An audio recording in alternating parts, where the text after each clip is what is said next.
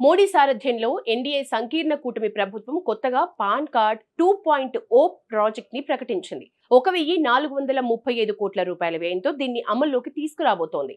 Digital India కార్యక్రమంలో భాగంగా ఈ కొత్త పాన్ కార్డ్ వ్యవస్థను తెరమీదికి తీసుకొచ్చింది ప్రభుత్వం. దేశంలో బ్యాంకింగ్ కార్యకలాపాలతో పాటు అన్ని రకాల ఆర్థిక లావాదేవీలు, స్థిరాస్తుల క్రయ విక్రయాల వ్యవహారాల్లో పాన్ కార్డ్ అత్యవసరమైన విషయం తెలిసిందే.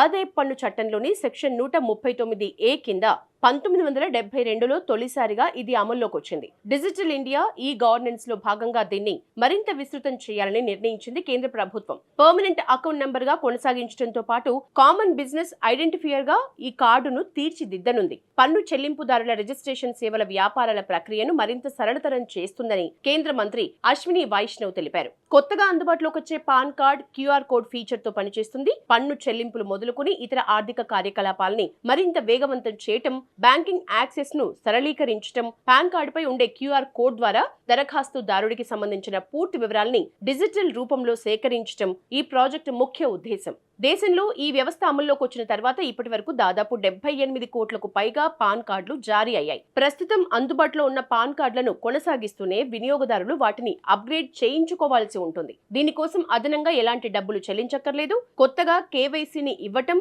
ఆన్లైన్ లేదా ఆఫ్లైన్ ద్వారా అప్గ్రేడ్ చేయించుకోవచ్చు.